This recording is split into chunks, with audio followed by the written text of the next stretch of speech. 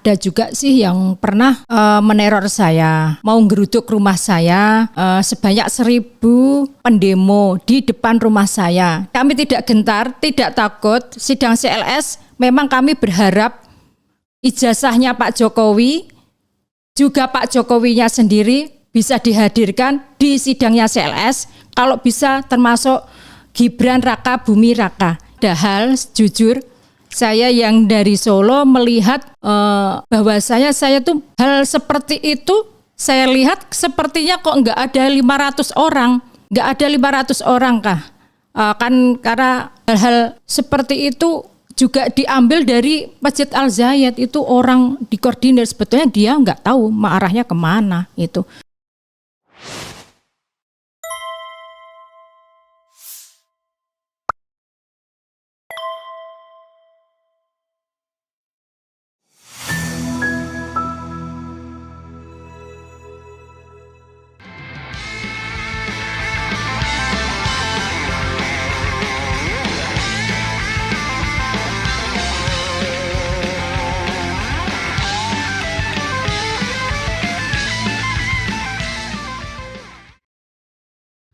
Assalamualaikum warahmatullahi wabarakatuh. Waalaikumsalam. Sobat RH sekalian, jumpa lagi kita di channel yang keren ini.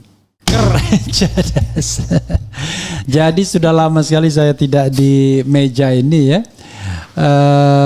Dan juga sudah lama tidak mengundang tamu ya. Karena kebetulan memang sibuknya di RRT ya.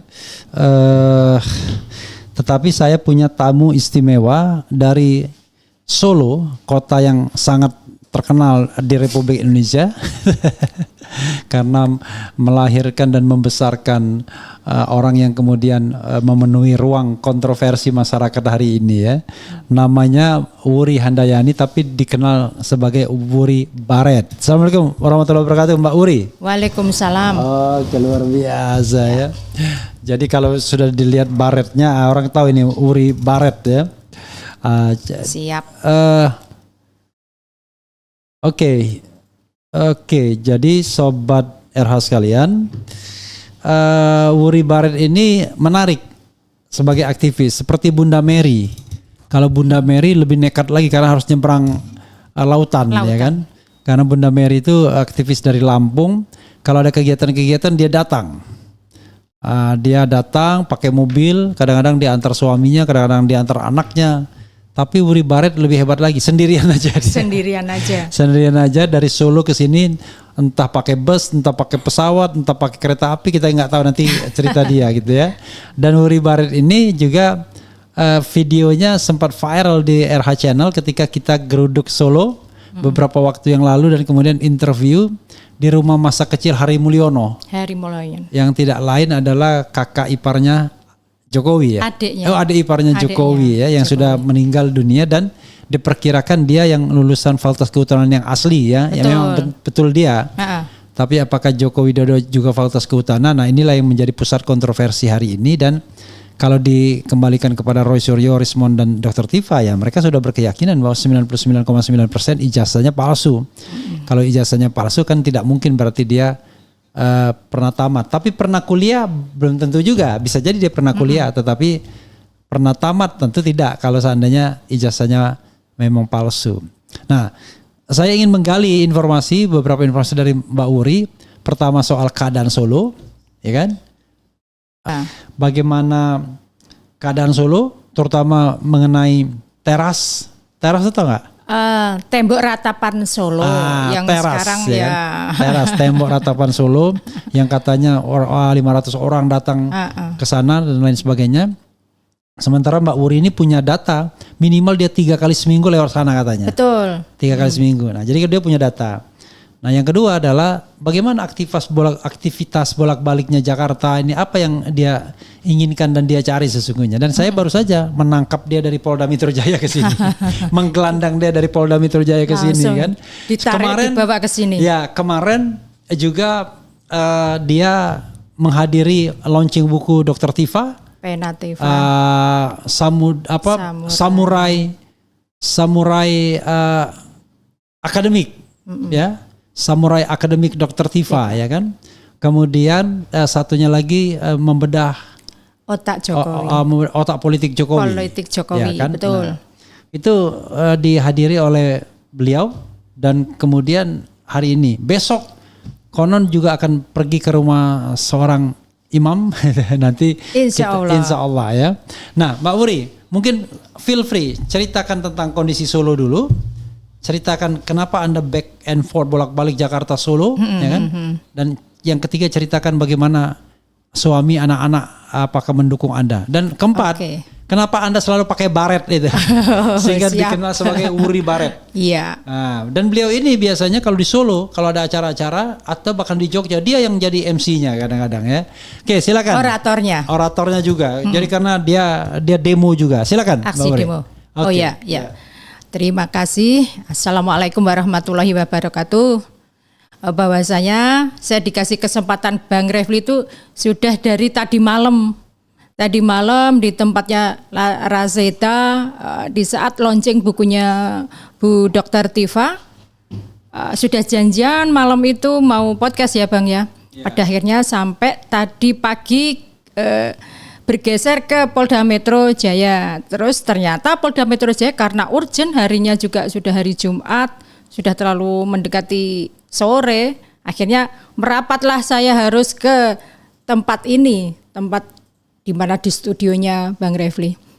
Nah, gini Bang Refli, saya itu kan berangkat dari aktivis pergerakan dari tahun 98. Waktu itu memang saya itu sebagai aktivis buruh. Artinya di situ usia saya itu masih 22 tahun itu. Sekarang 23? 23 plus itu. Nah disitulah akhirnya waktu reformasi saya sebagai aktivis perburuhan dan melihat kondisi semacam itu akhirnya meningkatlah keberanian saya, gemblengan istilahnya digembleng dari tahun 98 hingga sampai saat ini Bang. Sebagai aktivis pergerakan. Memang namanya aktivis pergerakan itu merupakan panggilan hati.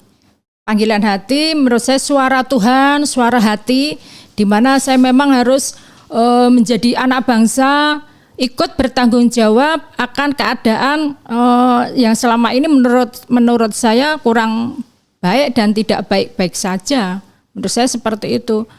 Dan itu tidak semuanya orang itu berpikiran kedepannya itu memang harus ada generasi penerus yang akan mempertahankan Indonesia ini semakin lebih baik lah. Itu ya berjuang, membantu perjuangan kami yang kolaborasi, yang bersinergi, saling ada chemistry antara saya dengan RRT. Seperti itu.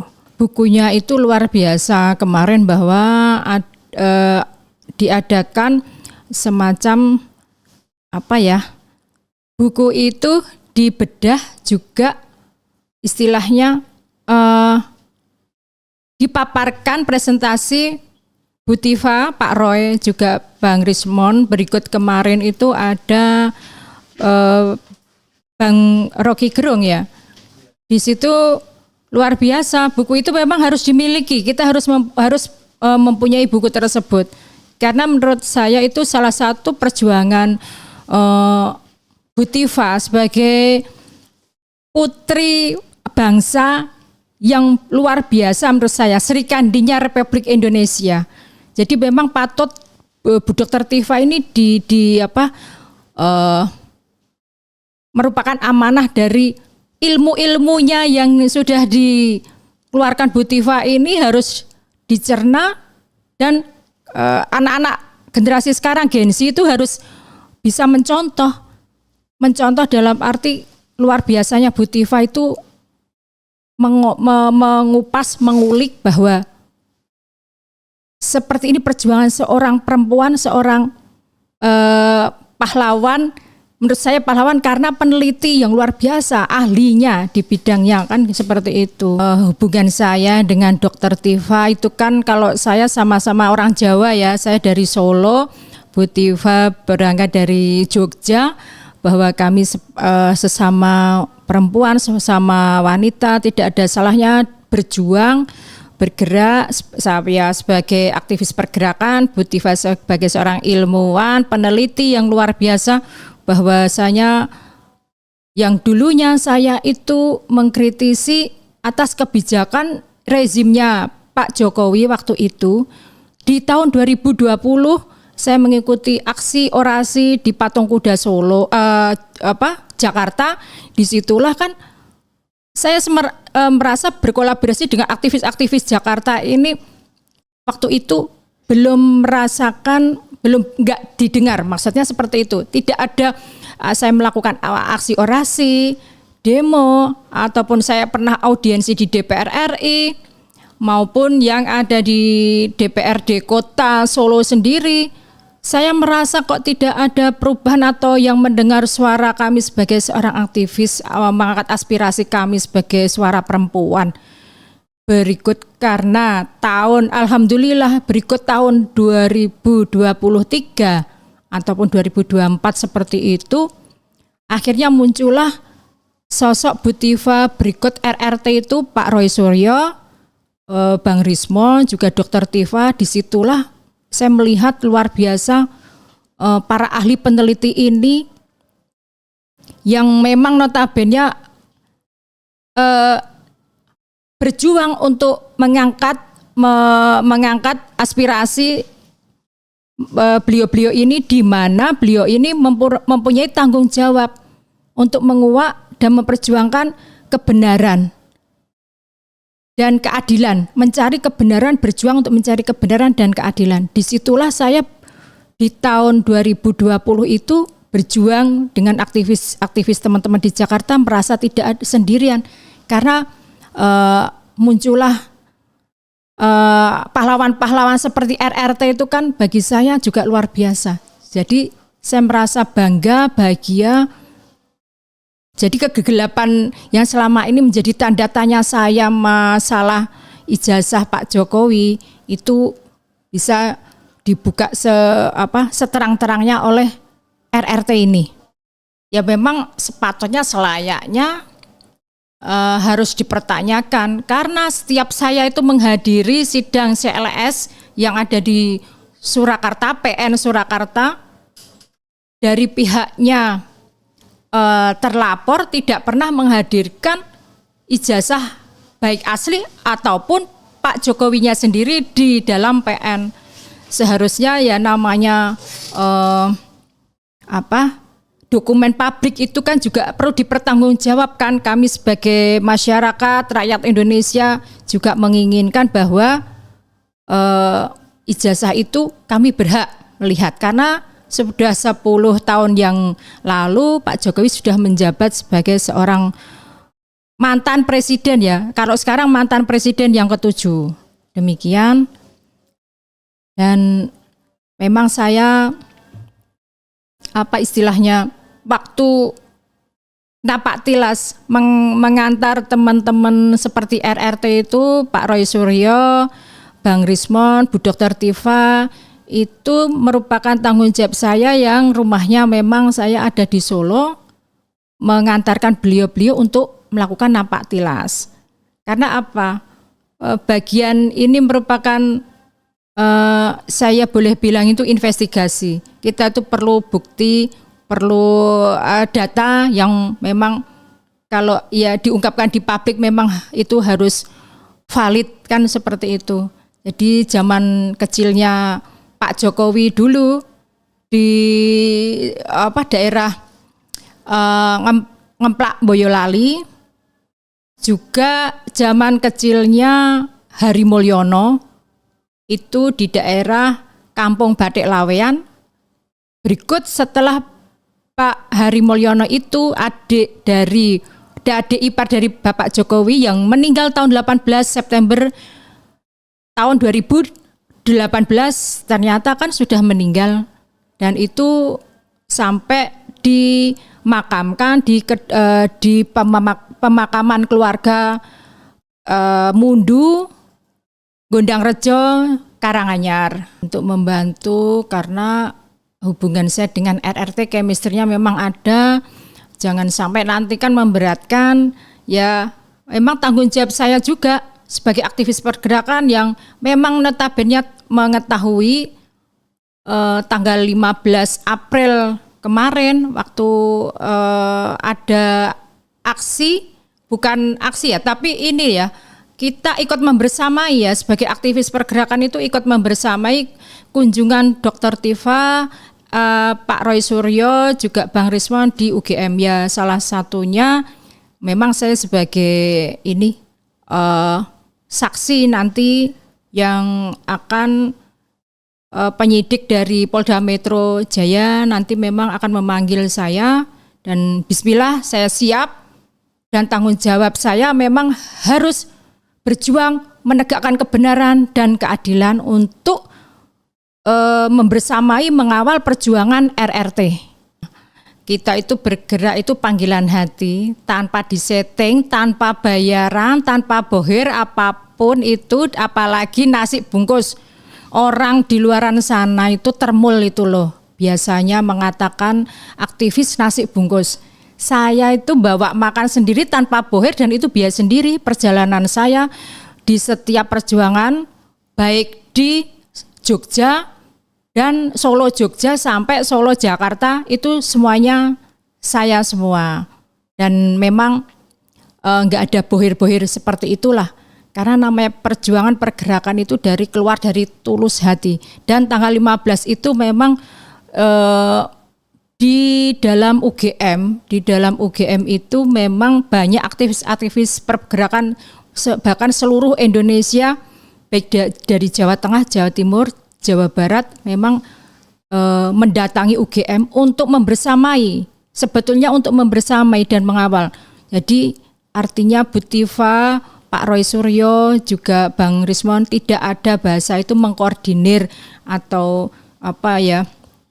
Kita kan waktu itu kan aktif belum kenal yang namanya RRT, dan itu tidak ada bahasa RRT kan waktu itu. Dan memang kita pure datang ke sana panggilan hati, kewajiban saya sebagai anak bangsa ikut mengawal dan membersamai orang-orang hebat ini. Saya itu lebih kepada sekarang itu yang baru viral Tembok Ratapan Solo. Tembok Ratapan Solo menurut saya itu sebetulnya istilah kiasan yang dimana itu kan orang-orang yang saya lihat seminggu 3 kali kan, kadang saya jalan di daerah Sumber ya, di daerah Sumber dan melihat bahwasanya di sana itu memang ada sih. Menurut saya itu orang-orang dari masjid yang terkenal di Solo, yaitu Masjid Al-Zayed itu. Di situ memang banyak yang berkunjung dari berbagai macam kota, baik dari luar Jawa maupun luar kota seperti Jawa Tengah, Jawa Timur, Jawa Barat, itu banyak berkunjung akan melihat Masjid Al-Zayed itu.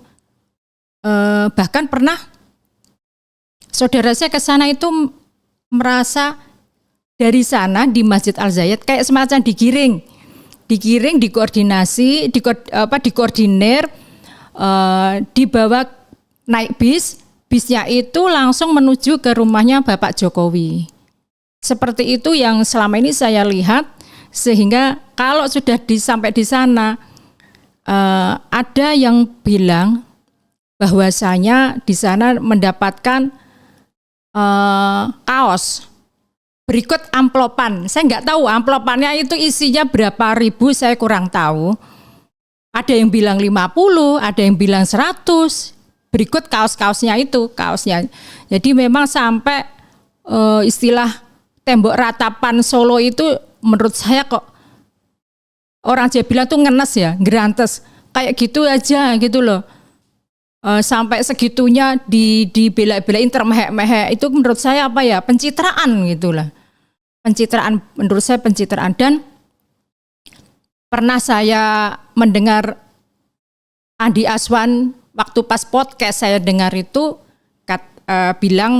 beliau mengatakan bahwa setiap hari masih ada orang yang mencintai Bapak Jokowi itu mendatangi rumahnya, itu bahkan hampir ataupun sebanyak 500 orang yang mendatangi mengunjungi Bapak Jokowi, dan bilang seperti ini, Nah, disitulah bahwa masih banyak orang pendukung Pak Jokowi yang merasa masih mencintai, kan seperti itu. Padahal jujur saya yang dari Solo melihat bahwa saya tuh hal seperti itu saya lihat sepertinya kok nggak ada 500 orang. Nggak ada 500 orang kah?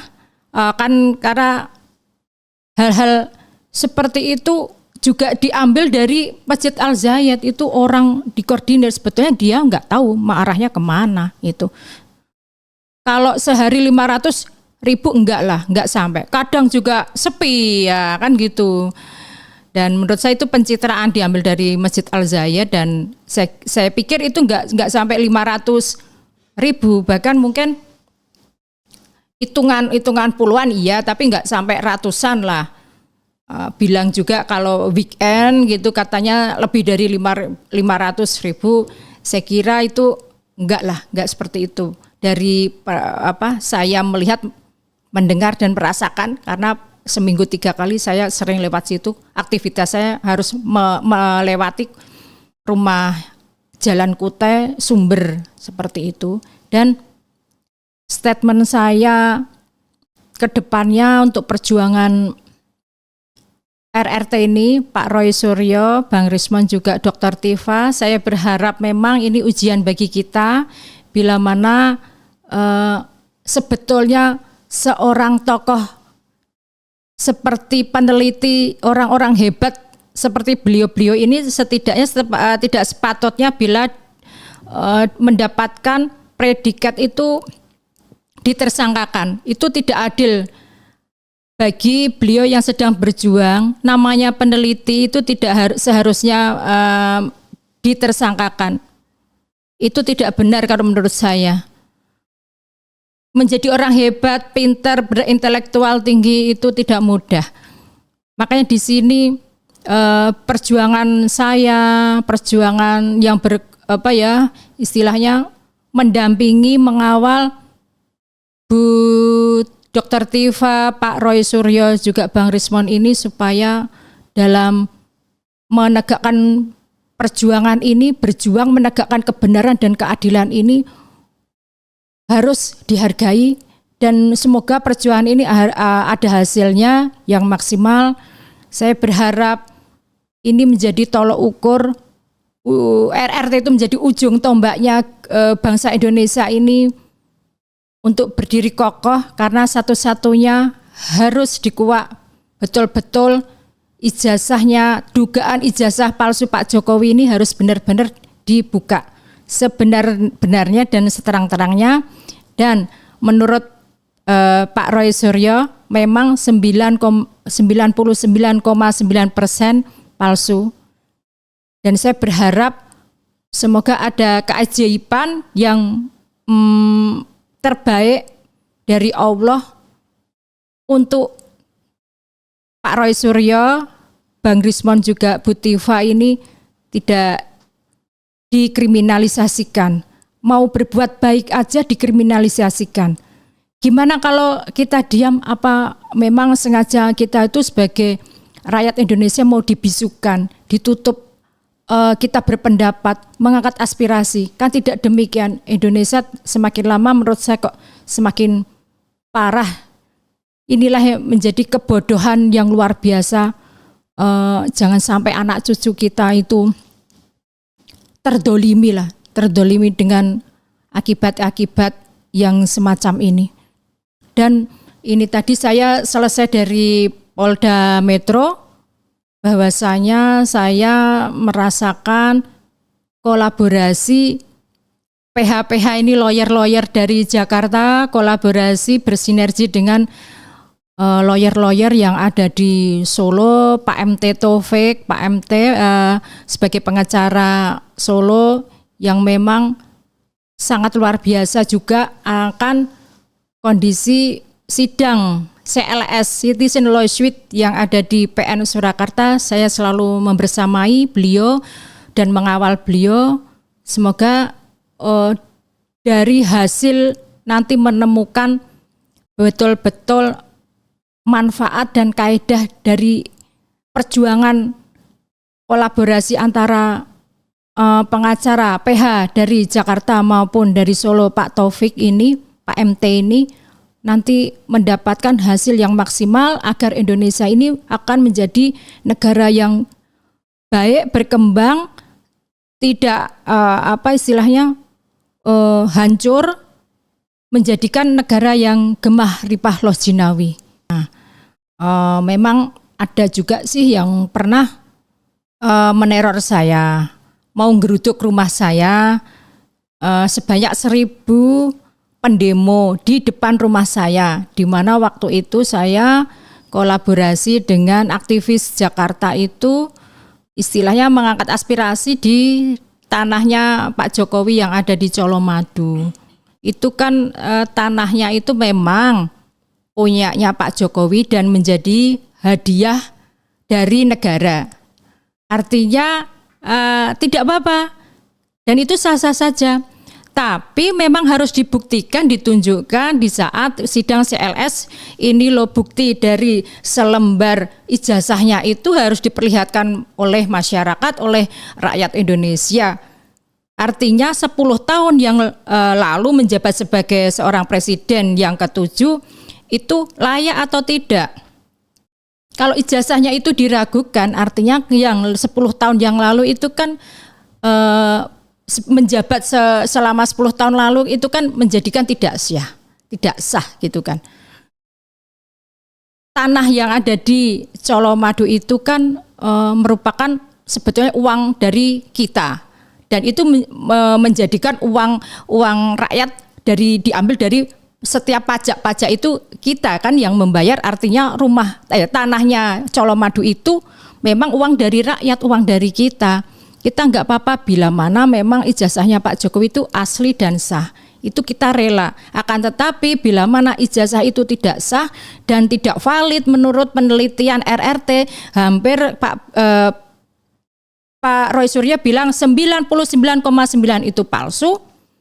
Ya, Pak Jokowi harus menunjukkan di sidang CLS Citizen Lawsuit setiap hari Selasa di PN Surakarta. Harusnya seperti itu, melihat kondisi, jangan sampai tumpang tindih, ada gesekan-gesekan memecah belah sesama rakyat Indonesia. Sudah tunjukkan selembar itu. Kalau memang valid, ditunjukkan memang betul-betul kita ikhlas-ikhlas saja selama setiap bulannya kita diminta untuk membayar pajak itu enggak apa-apa. Artinya kalau ada pembohongan publik, berarti Pak Jokowi sudah melakukan pembohongan itu selama 10 tahun yang lalu dan sudah berbohong sebanyak 280 juta rakyat Indonesia. Saya menyesal kalau itu memang terjadi. Saya nggak pernah memilih, jujur nggak pernah memilih Pak Jokowi. Baik dari wali kota tahun 2025 hingga sekarang, saya nggak pernah milih.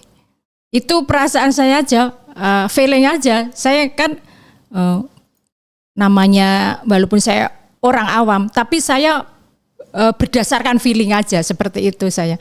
Kan ujung-ujungnya juga sudah dipersiapkan Pak Jokowi hingga saat ini purna sebagai seorang presiden. Tetapi itu sudah dipersiapkan beliaunya itu di tahun 2025 hingga sampai ke gubernur DKI hingga sampai ke presiden sampai sekarang ini sudah purna. Alhamdulillah perjuangan saya, pergerakan saya didukung, disupport oleh keluarga saya, baik suami sama anak-anak. Walaupun dari awal anak-anak agak bahasanya ngeri-ngeri sedep karena rumah saya waktu itu sering didatangi dari Kodim, juga Polresta, baik dari Karanganyar maupun Surakarta sendiri, dari intel-intel tersebut. Tapi menurut saya itu tidak menyurutkan saya untuk tetap berjuang. Tetap saya berjuang, tidak akan sampai titik darah penghabisan, saya akan tetap berjuang. Tidak masalah seperti itu konsekuensinya saya sebagai seorang aktivis pergerakan Alhamdulillah, yang penting doa restu dari keluarga, terutama suami saya memberikan dukungan, support apa yang selama ini saya perjuangkan. Dan masalah baret ini memang sebetulnya namanya Puri Baret. Itu baret merupakan simbol dari mana saya merupakan berjuang, bergerak dari tahun 2020 sebagai seorang aktivis pergerakan dan melakukan aksi orasi di patung kuda. Saya sudah memakai baret. Jadi orang luar di sana itu kalau bilang itu mengatakan ini topi miring, bukan topi miring ini. Yang di luar sana banyak yang ini ibu-ibu yang topi miring katanya gitu. Bukan topi miring, tapi ini merupakan simbol perjuangan saya, pergerakan saya, di mana saya harus berjuang, bergerak, selalu pakai baret. Ini merupakan ciri khas dari saya untuk tetap berjuang dan bergerak. Teras, tembok ratapan orang Solo kayak gitu. Tapi saya walaupun orang Solo tidak meratap-ratap, saya nggak mau termehek-mehek di depan rumahnya Jalan Kutai nomor 1 Sumber, nggak mau saya. Bagi pemirsa, maupun itu termul maupun bukan termul, kalaupun diajak, saya berharap kalau sudah meratap di depan tembok ratapan Solo, itu menurut saya takutnya itu nanti akan menjadi syirik ya. Syirik kalau ke sana sudah dipersiapkan amplop juga kaos. Artinya kan di sana kan hanya pencitraan. Kalau pencitraan itu kan menurut saya pembohongan publik. Dan itu tidak bagus, tidak benar, dan memang menurut saya harus saya menolak keras untuk mengajak semuanya yang mencintai NKRI untuk tidak mengunjungi tembok ratapan Solo. Sebagai seorang manusia biasa, Puri Baret memberikan support, dukungan, mengucapkan selamat berjuang untuk Pak Roy Suryo, Bang Rismon, juga Bu Dr. Tifa, di mana selama ini sudah membantu menguak yang sebenarnya dugaan ijazah palsu Pak Jokowi yang baru sedang dalam keadaan konflik seperti ini, konflik merupakan berita yang sudah menasional. Saya berharap untuk tetap RRT tetap berjuang tegar, tegak, lurus di jalurnya untuk menegakkan kebenaran dan keadilan, bahwa Indonesia harus tetap baik-baik saja berjalan sesuai dengan koridor, karena banyak dukungan dari RRT bahwa rakyat Indonesia sangat mendukung dan memberikan apresiasi yang luar biasa terhadap RRT, dan selamat berjuang. Berharap dengan sangat jangan sampai bahasa Jawanya itu ngelokro, karena tanpa RRT kami sebagai rakyat Indonesia bukanlah siapa-siapa. Takutnya masa depan generasi kita penerus, anak cucu kita akan menjadi lebih terpuruk lagi melihat kondisi Indonesia sekarang. Demokrasi sangatlah dihancurkan, diacak-acak oleh orang yang memang betul-betul mempunyai kepentingan dan pengen merusak keutuhan negara ini.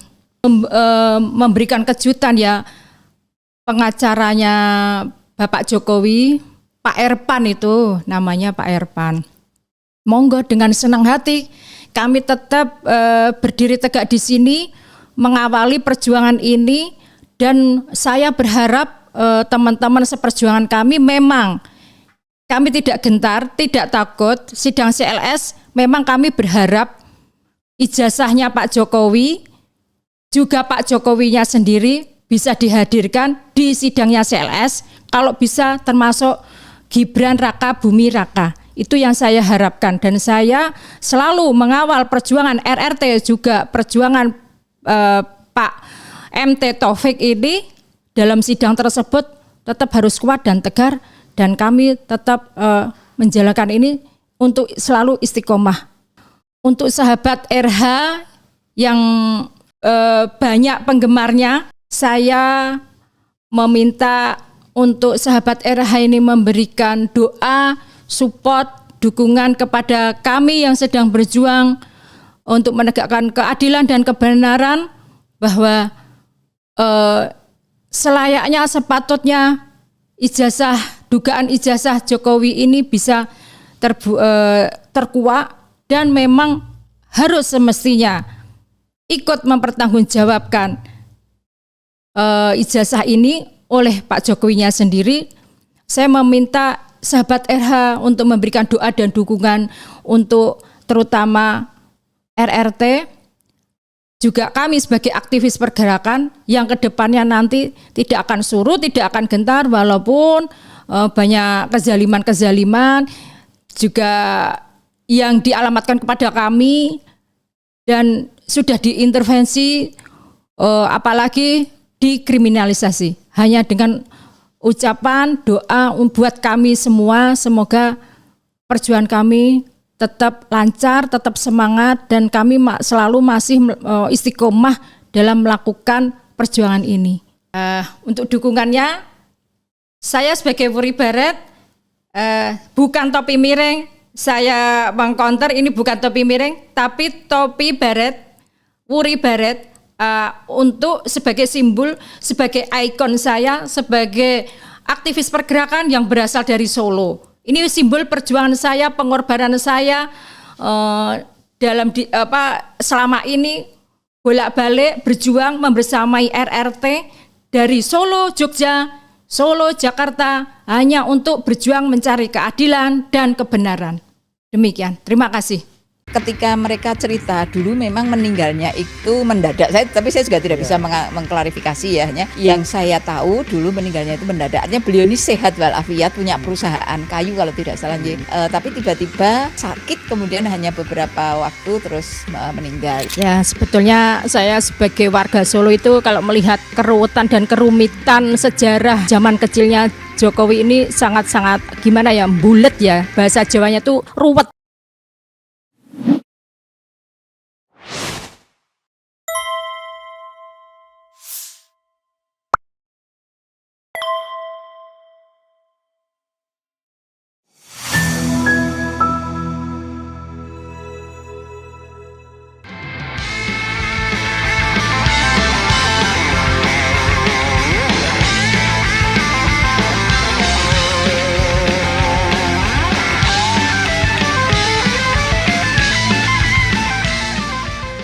Warahmatullahi wabarakatuh. Sobat RH sekalian, jumpa lagi kita di channel yang keren ini, keren cadas. Yang belum pernah mendengarkan mohon maaf kalau kemudian aneh gitu ya. Jadi sobat RH sekalian, kebetulan kami sedang di Solo, di Surakarta. Hari ini di satu tempat namanya Batik Mahkota Lawean, yang punya orang di samping ke sebelah kanan saya. Tetapi kami selain berkunjung juga ingin podcast. Ini podcast ini menarik karena ternyata lokasi ini berdempetan rumahnya dengan rumah almarhum Hari Mulyono. Dan Hari Mulyono itu kita tahu adalah adik ipar dari Presiden ke-7 yang kemudian istrinya kemudian menikah lagi dengan mantan Ketua Mahkamah Konstitusi, mantan ya, yang tidak lain adalah pamannya Gibran ya. Dan kemudian ada putusan 90 nyambung kemana-mana bisa. ada pantunnya, tapi pantunnya menyusul. Jadi saudara sekalian, saya ingin perkenalkan tamu saya, masuk frame semua ini ya. Ya, oke. Jadi yang paling ujung adalah saya dikerubungi wanita-wanita cantik ya. Paling ujung sana namanya Wuri Handayani, tapi dikenal sebagai Wuri Baret karena setiap saat pakai baret gitu. Baret hitam gitu ya. Itu kayaknya pasukan anti teror. Jadi beliau dari organisasi KWPI ya. Jadi KWPI nasional. Jadi itu apa? Komunitas Wanita Pergerakan Pejuang Indonesia ya. Nggak mau dia ada perempuan atau wanitanya, pokoknya komunitas. Oh, ada wanita, memang wanita pejuang Indonesia ya.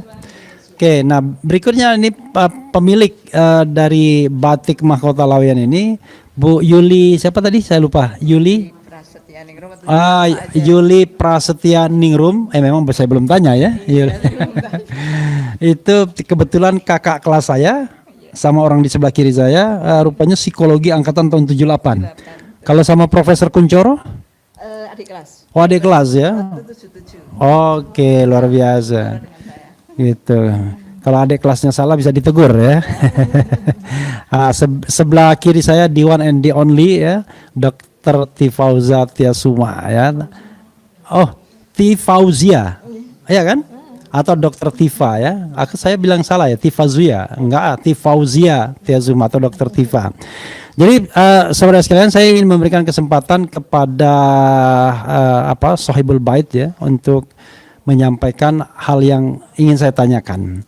Kok bisa ini pastinya Laweyan ini apa sih? Lalu kemudian tiba-tiba ibu dekat dengan Hari Mulyono yang which is kakak ipar Jokowi, posisi rumahnya masih ada, bentengnya benteng lama tapi dalamnya rumah bagus gitu. Kemudian apakah ini sering menjadi objek pariwisata juga? Seperti Jalan Kutai apa? Sumber Kutai. Oh, Kuta gitu ya. Malum karena yang tiga ini orang Solo Surakarta, saya orang Palembang. Silakan Bu Yuli, karena kita harus berbagi pakai ini. Baik. Ya, Assalamualaikum warahmatullahi wabarakatuh. Ya. Saya Juliani Prastianingrum, istrinya Pak Alfa, gitu ya, pemilik batik Mahkota Laweyan. Yang alhamdulillah kebetulan saya memang asli dari Laweyan, artinya saya lahir di sini, besar di sini, keluar dari sini hanya saat kuliah di Jogja di UGM, kemudian kembali saya berkiprah lagi di Solo di Universitas Muhammadiyah Surakarta.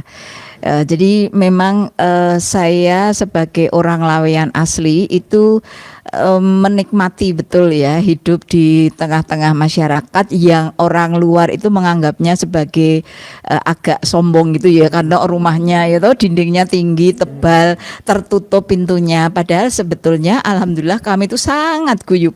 Kenapa? Karena antar satu rumah itu pasti kebanyakan, bukan pasti ya, mungkin ada satu dua yang enggak, itu pasti ada, kebanyakan ada pintu butulan dan komunikasi itu selalu terjalin, pintu butulan. Jadi penghubung, jadi dua rumah itu pasti ada pintu penghubung, sehingga kalau connecting door, kalau saya mau jalan ke Masjid Makmur tidak akan muter karena jauh, tapi kalau lewat sini langsung sampai Masjid Makmur seperti itu. Iya, Masjid Laweyan sini. Di sana juga ada masjid, di situ juga ada masjid. Jadi banyak masjidnya. Nah, selain itu kami juga akrab, saling kenal di antara sesama warga Laweyan. Kenapa? Karena aktivitas kami itu memang sangat kuat ya, hubungan silaturahim di antara kami, dan kami sejak dulu itu memang sangat pro negara gitu ya, pro NKRI, sehingga kita memang menjadi musuh bebuyutannya Belanda pada masa penjajahan dan masa clash. Jadi setelah kita merdeka itu kan masih ada clash ya, yang perjuangan ya, clash 2 itu perjuangannya kata orang tua saya itu berat memang, sehingga orang tua saya cerita kalau ada bom itu harus sembunyi di mana, di bawah meja katanya seperti itu. Nah kemudian mereka memang helpful ya pada pejuang-pejuang negara kita. Jadi mereka kalau ada pejuang yang dikejar tentara Belanda masuk ke Laweyan, itu insya Allah pasti aman. Pada saat itu pasti aman, karena masuk pakai baju tentara, keluar pakai baju petani atau baju juragan batik seperti itu, yaitu meskipun ketemu tentara yang sama mereka pasti tidak mengenal seperti itu. Jadi di sini dianggap sebagai lokasi perjuangan gitu ya, sehingga Belanda juga sangat tidak suka dengan masyarakat Laweyan, dan Bung Karno itu sangat mengapresiasi kami. Maka beberapa kali rawuh ke sini bersama Ibu Hartini, itu foto yang ada. Kebetulan Bu Megawati tahun 2006 saat Kampung Batik Laweyan ini baru dibuka juga pernah pinarak di sini, di rumah ini, membatik, itu batikannya masih ada. Itu kan itu Bu Mega itu batik. Ya tadinya nggak mau, aku reso gambar. Jadi bahasa Jawanya bagus tuh Bu Mega. Aku reso gambar. Udahlah Mbak, udah gambar aja pasti bisa, saya bilang gitu. Akhirnya jadi ya itu gambar bunga matahari itu. Iya, seperti itu. Kemudian kami itu guyup ya. Jadi dulu memang TV kita itu kan TV hanya malam hari nggih, TVRI malam hari antenanya itu 24 meter tinggi sekali. Sehingga kalau ada antena berarti punya TV. Jadi orang sak kampung tahu ini rumahnya Bu itu ada TV kemudian kita nontonnya ke situ. Jadi kita itu terbuka. Nggak ada yang namanya punya TV pintu regolnya ditutup, nggak ada. Ya saya ketika orang tua saya belum punya TV itu saya nunutnya ke rumahnya Bu Mul ya dulu, Mul siapa ya lupa saya namanya, lama lengkapnya. Oh ya Mulyo Sumarto, Mulyo Sumarto, ibu bapaknya Heri Mulyono. Itu ya, jadi saya itu nonton TV-nya di situ.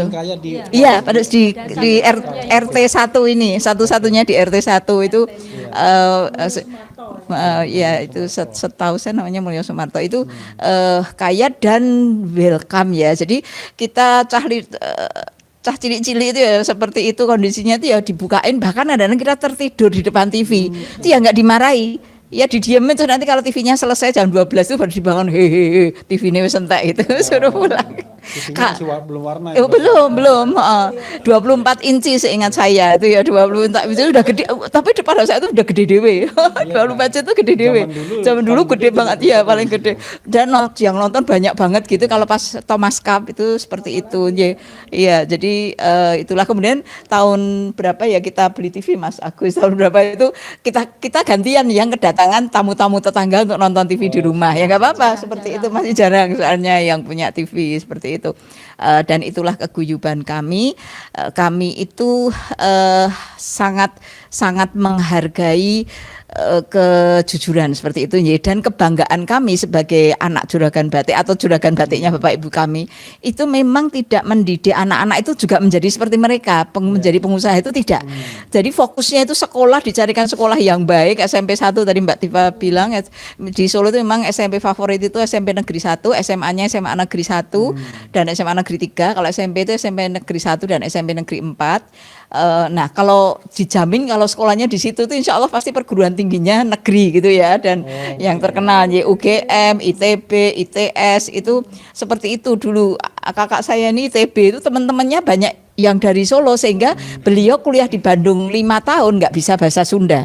Tapi saya punya teman dari Bandung kuliah di UGM baru setahun sudah bisa bahasa Jawa dengan melipir dengan medok gitu ya, medok banget seperti itu. Dosen UGM juga. Iya makanya. Iya ini gaulnya kakak saya gaulnya dengan sesama orang Solo. Jadi ibu-ibu yang cantik ya. Kebetulan ini cuma satu, jadi kalau nanti ngomong itu gantian mic ya, nggak apa-apa. Tapi kita punya ini yang juga tempat lain yang bisa masuk suara. Jadi kita ingin membahas tentang Hari Mulyono, nggak keberatan Bu ya? Iya. Oke. Ada pertanyaan saya, Ibu kan dari kecil di sini. Iya. Berarti ketemu Pak Hari Mulyono ya? Pernah ketemu? Istri kalau Oke, nanti apa dijawab aja nanti. Oke. Tidak seangkatan dengan dia. Iya, nanti. Jadi memang beliau ini mungkin karena tekun belajar ya. Jadi ketika kita itu nonton TV bareng-bareng itu jarang keluar, ada di dalam kamar. Kalau yang menemui kami itu kakak-kakak. Maksud saya bahwa Ibu hidup sama dengan Hari Mulyono di masa tertentu kan? Ya, masa kecil kan di sini. Nah, pertanyaan saya adalah waktu beliau menikah dengan adik kandung Pak Jokowi itu adik tiri Pak Jokowi, Idayati, apakah Ibu tahu pada waktu itu? Dan juga yang menarik kita langsung aja kan, waktu beliau meninggal 2018 apakah juga tahu? Ya, di sini, dan apakah dia masih di sekitar sini tinggalnya? Termasuk juga waktu dia kuliah di kehutanan, apakah juga ada informasi-informasi yang mungkin Ibu bisa sampaikan? Karena kita kan ingin mencari informasi yang sebenar-benarnya, sesungguh-sungguhnya. Silakan Bu. Iya, jadi terus terang memang saya tidak kenal ya dengan Hari Mulyono karena memang tidak sebaya. Dulu itu biasanya gerombolan itu ya seangkatan seperti itu. Dan kami juga kemudian kehilangan jejak ketika rumah ini sudah tidak ditinggali lagi. Jadi saya agak rumahan. Jadi beliau pindah kalau tidak salah di Tegalsari ya. Pada saya tidak tahu kena kasus apa. Rumah harus disita berpindah tangan tahun berapa ya yang ada. Itu pindah di Tegalsari, seingat saya. Lah lupa itu 1900 berapa. Seingat saya masih kuliah di UGM ya, 1900 mungkin 1970 60 70-an lah mungkin. Agak lupa. 70-an akhir atau Sudah 80-an? sepertinya iya.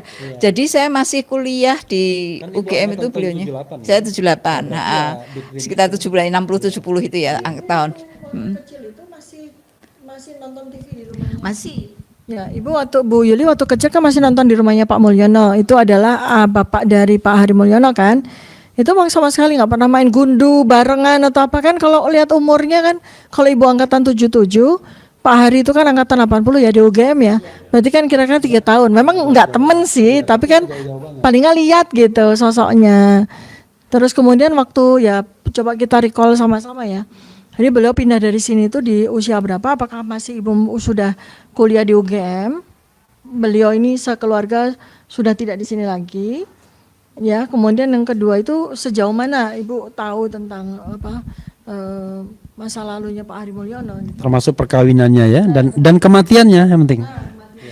Iya, jadi memang karena tidak sebaya dengan saya itu yang agak dekat itu dengan kakaknya yang barep, namanya panggilannya Pak Kentut ya, Pak Kentut itu teman masih kalau Pak Sung, tapi gerah-gerahan ada. Gimana? Namanya bener Pak. Kentut itu panggilan karena orangnya gemuk. Oh, lupa saya nama aslinya sampai lupa.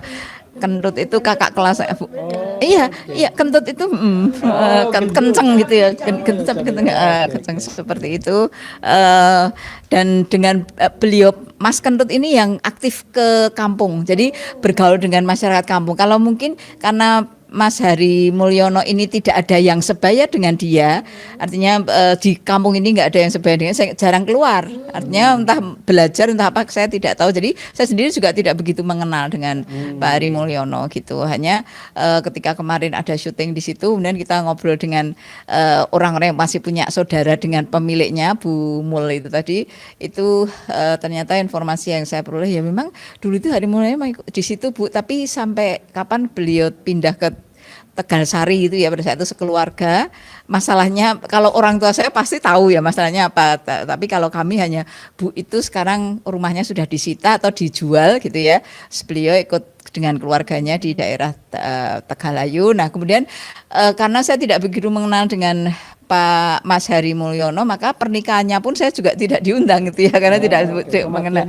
Kematian juga tidak tahu karena pada saat itu memang informasi tentang Hari Mulyono itu masih sangat minimal ya, masih sangat minimal dan belum begitu ada yang mau memperhatikan, sepertinya seperti itu, sehingga kami juga tidak begitu memperhatikan. Hanya ketika mereka cerita dulu memang meninggalnya itu mendadak, tapi saya juga tidak bisa mengklarifikasi ya, hanya yang saya tahu dulu meninggalnya itu mendadak. Artinya beliau ini sehat walafiat, punya perusahaan kayu kalau tidak salah, tapi tiba-tiba sakit kemudian hanya beberapa waktu terus meninggal. Ya memang semuanya takdir, cuman saya tidak tahu kronologinya seperti itu. Ya, tapi yang jelas kalau dia 5 tahun, beliau itu 5 tahun lulus, itu berarti orangnya memang cerdas.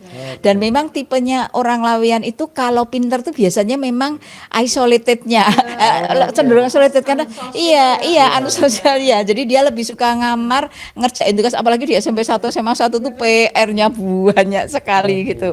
Iya, seperti itu sih, kayak kami tidak begitu mengenal Mas Hari Mulyono. Oke, nggak apa-apa ya. Tadi kita sudah datang ke rumah Pak Hari Mulyono almarhum. Rumahnya besar ya.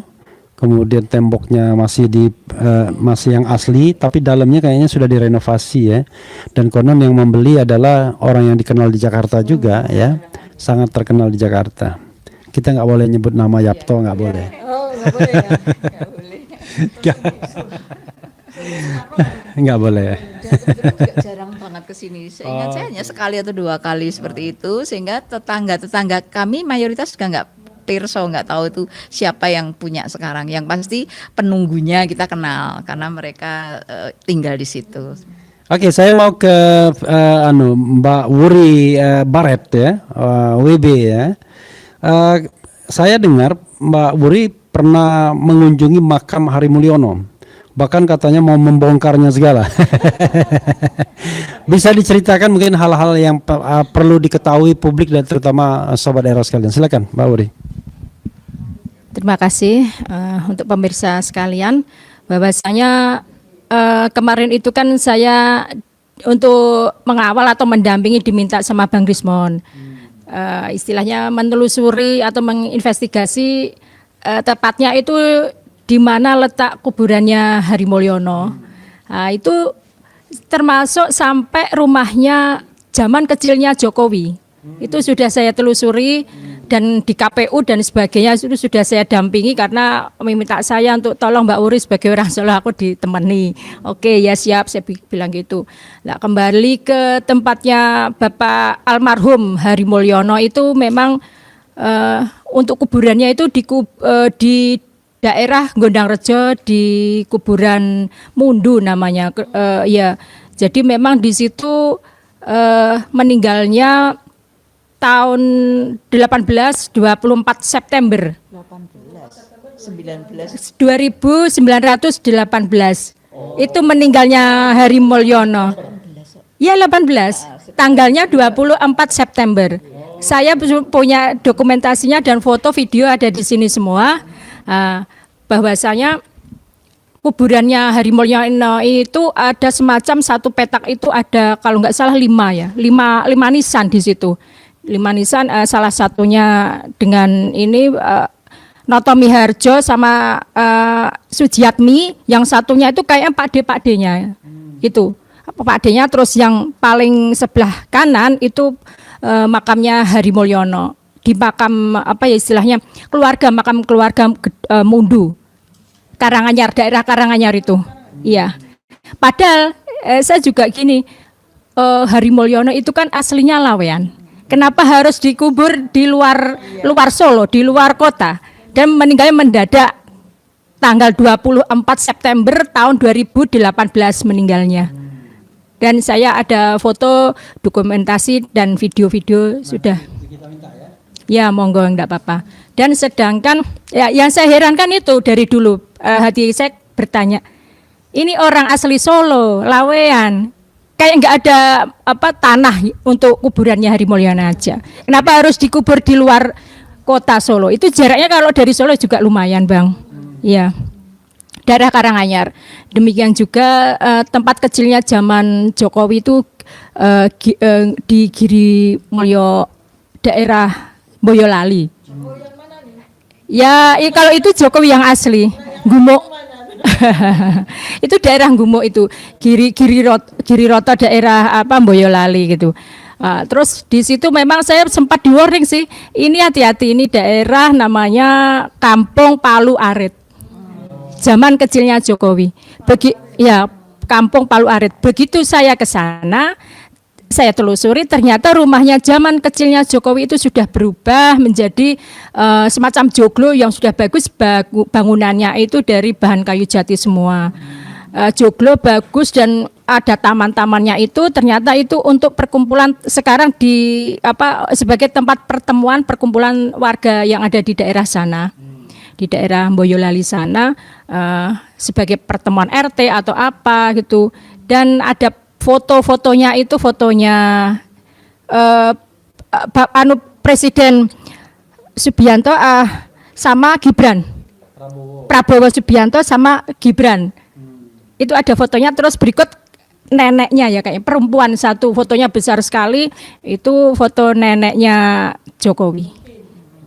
Iya, ada. Ya, itu memang neneknya Jokowi. Ya, di situ fotonya besar sekali. Ya, daerah situ. Memang saya sempat di situ, warga sana agak mencurigai saya memang waktu itu. Dari Solo ya, langsung bilang gitu. Kan plat kendaraan saya kan AD, langsung ditembak. Saya sebetulnya di sana ada sih 1-2 orang yang sempat mencurigai saya, tapi kan saya nekat. Kenapa harus mencurigai ya? Ya, karena dari plat nomor. Kan gitu maksud saya. Kenapa suasana batinnya itu Mbak Uri datang ke sana? Itu dicurigai jadi. Ya, maksud saya gini, pertanyaannya suasana batinnya itu loh. Warga situ, kenapa Mbak Uri Barat apalagi nih Ade, artinya kan tetangga dekat dari Boyolali, orang Solo. Kenapa datang mesti dicurigai? Apa yang mereka takutkan, apa yang mereka sembunyikan. Kalau seandainya memang ini adalah tanah kelahiran dari Joko Widodo, kan harusnya orang yang datang sebagai pengunjung kan disambut dengan girang, bukan dengan dicurigai kan. Jadi ada apa itu? Pertanyaan yang penting. Karanganyar itu Boyolali ya? Beda. Oh, beda lagi. Enggak, maksud saya Kabupaten Boyolali sama Karanganyar kota. Oke. Jadi di Boyolali dia. Oh, ini kampungnya ya. Tadi Karanganyar anunya, makamnya. Oke. Maaf, saya agak tadi bingung. Itu sama Boyolali sama Karanganyar itu kan sama-sama Jawa Tengah, cuman kabupatennya aja. Kalau kecilnya zaman Jokowi itu di daerah Kabupaten Boyolali, sedangkan di makamnya Hari Mulyono itu kabupatennya Karanganyar. Ya, mungkin kecurigaan itu karena saya langsung tembak alamat ini mana. Lah mau cari siapa? Saya bilang Pakde saya. Pakde yang mana? Yaudah pokoknya alamat ini, saya bilang gitu. Akhirnya ya, oh enggak ada alamat ini. Saya balik lagi 3 kali saya muter. Saya hampirin lagi tanpa sepengetahuan warga yang tadi mencurigai saya. Udah saya situ ternyata saya telusuri, memang betul adanya. Itu Sama ini enggak? Bapak ibunya gitu. Jadi bapak ibunya namanya siapa yang ada di situ? oh, kalau di situ memang enggak ada. Kan kalau Bu Noto ya, Bu Noto atau Bu Noto Miarjo atau Bu Sujiatmi itu kan warga Solo asli kan tahu memang itu adalah orang tua angkat. Jadinya tiga putri dari Bu Noto, Bu Sujiatmi itu salah satunya adalah Bu Idayati, itu kan jadi saudara tiri dari Pak Joko Widodo. Berarti ada sebuah pertanyaan. Jadi orang tua kandungnya Pak Joko Widodo yang mana? Nah, penelusuran Mbak Wuri kan dapat nih. Menurut kabar, saya nggak tahu ini data primer atau tidak. Menurut kabar Pak Joko Widodo itu di Giriroto Boyolali itu kan sudah ketemu, sudah ada foto seorang nenek-nenek besar sekali di Joglo itu. Pertanyaannya adalah yang mana orang tuanya gitu, bapaknya mana, ibunya mana?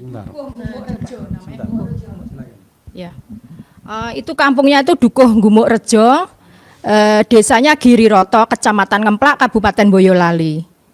Itu, dan di situ memang saya ke sana itu informasi di situ memang agak sulit saya dapat.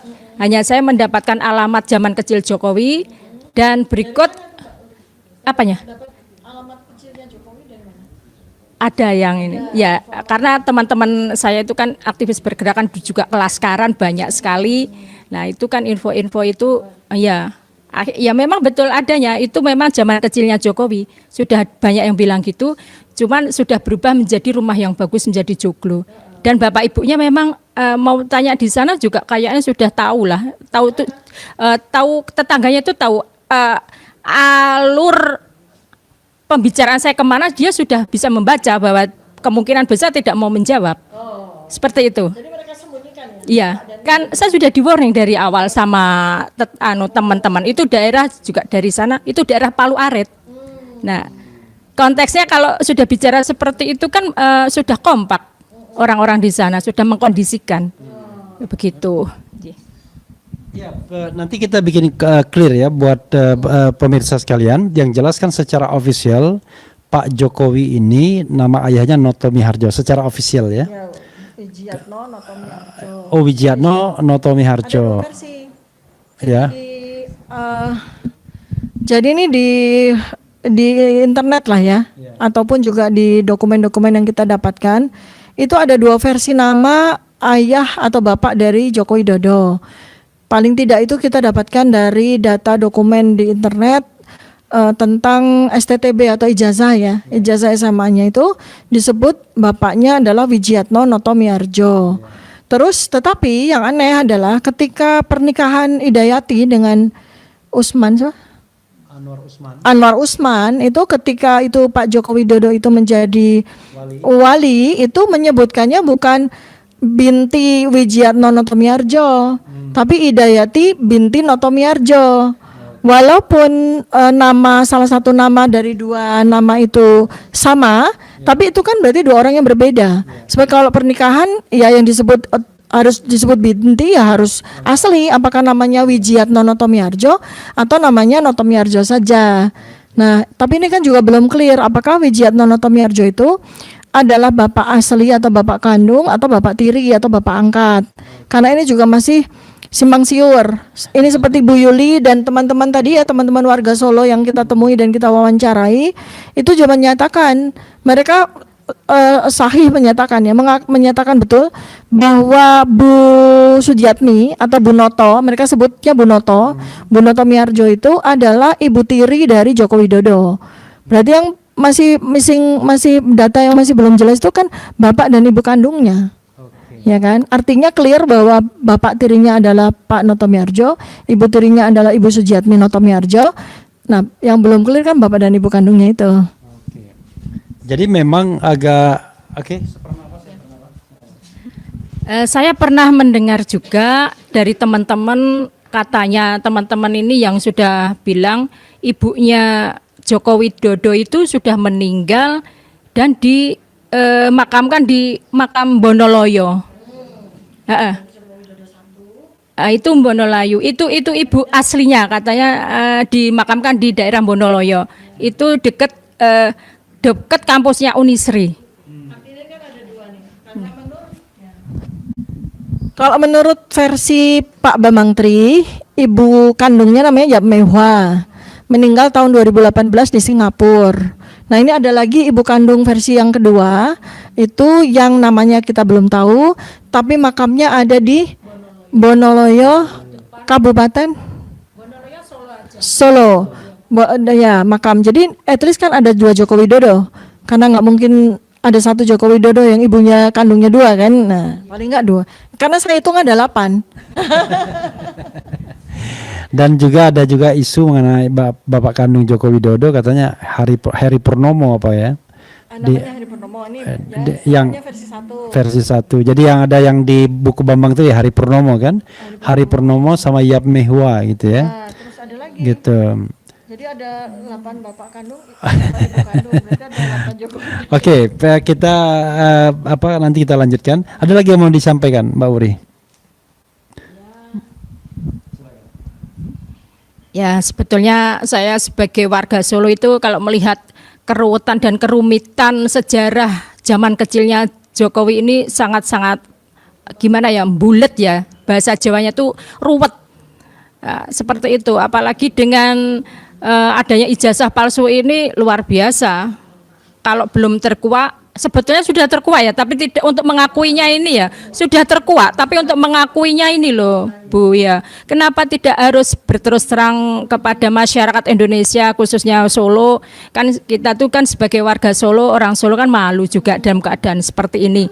Ya malu, apalagi dengan bahasa kata-kata geng Solo itu kan, apalagi bahwa tidak semuanya orang Solo itu picik, licik dan busuk, apalagi zolim kan seperti itu.